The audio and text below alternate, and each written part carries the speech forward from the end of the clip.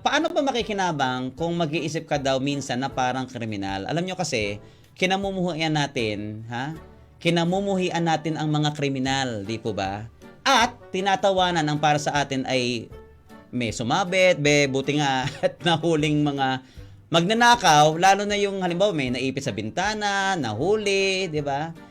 Pero aminin natin na hinahangaan din ng iba at ng marami minsan ang mga utak o mastermind kung gaano kahusay sa ginawa nilang kasamaan na natakasan ang batas. Di po ba, halapin na natin ang totoo. Kasi iba raw sila mag-isip, lateral thinkers at mga innovators.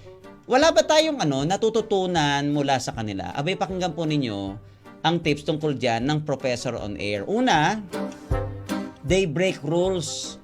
Ang mga kriminal po ay handang baliin ang nakagawi ang tuntunin. Yung para bang routine na, kaya pangkaraniwan na lang. Dapat lang na sundin natin ang batas. Pero, minsan it will not harm if pinag-iisipan at pinag-aaralan din ang mga nabuong tuntunin at ilang pangkaraniwan na lamang.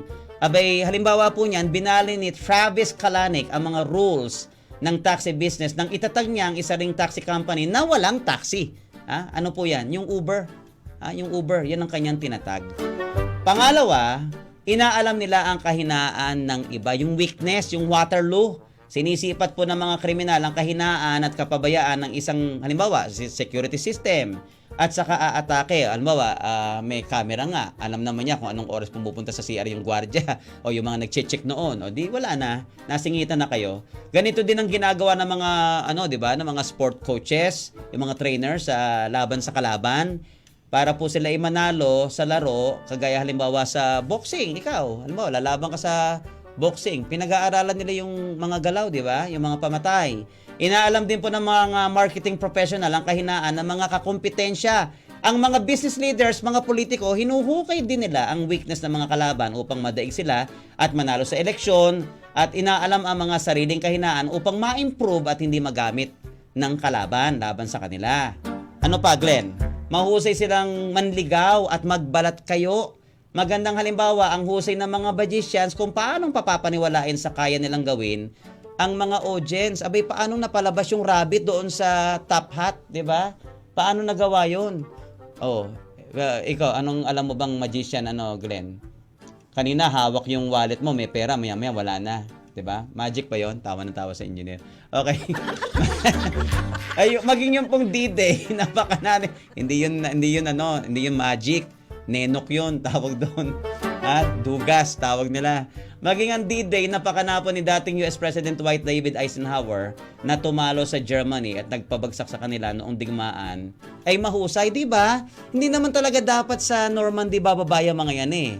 Nagpalabas sila ng mga anunsyo, kunwari, na nakarating sa mga Germans na dapat sa ibang lugar sila lalapag yung mga yung Allied forces, pero sa Normandy pala naisahan nila si Hitler, di ba?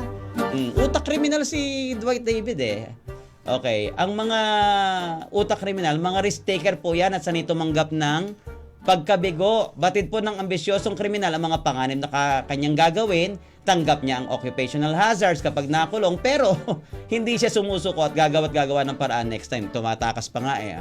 Ang mahuhusay na inventor at negosyante, ganyan din po mag-isip. Sa una, magkakamali, napagkakamalang pa mga baliw minsan yan eh, di ba? Pero bandang huli, for a lifetime, natandaan sila dahil sa kanilang mga nagawa, mga breakthroughs at mga invention.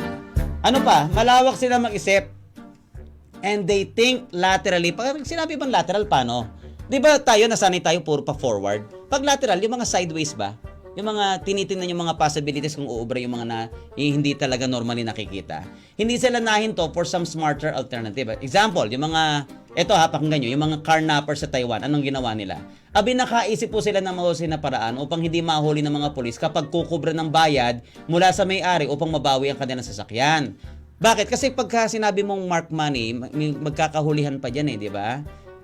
Mga entrapment. Gumamit po sila ng kalapati para sa ransom note na nagsasabing mababalik ang sasakyan sa may-ari kung ligtas na paliliparin ng kalapati habang nakatali dito ang lata na may lamang ransom money pabalik sa kriminal. O, di ba? Ang galing.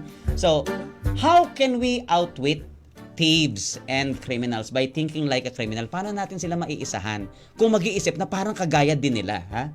Hindi ko sinasabing lumabag tayo sa batas, ha? But we should mag-isip tayo na parang kriminal para ma-outwit natin yung mga kriminal talaga, but we should stay inside the law. Tandaan po ninyo yan. Eto mga halimbawa, gumamit ka ng may mga magnanakaw, di ba? Marami dun sa lugar ninyo. Gumamit ka ng beware of dog sign kahit wala ka namang alagang aso minsan. Takot ang mga magnanakaw sa ganyan. Find clever hiding places. Bili ka ng libro na mukha lang libro pero mini safe pala. Ano pa? Use decoys. Kapag holiday, gamit ka ng wallet na konti lang ang laman para kahit buong puso mo iabot sa magnanakaw, okay lang.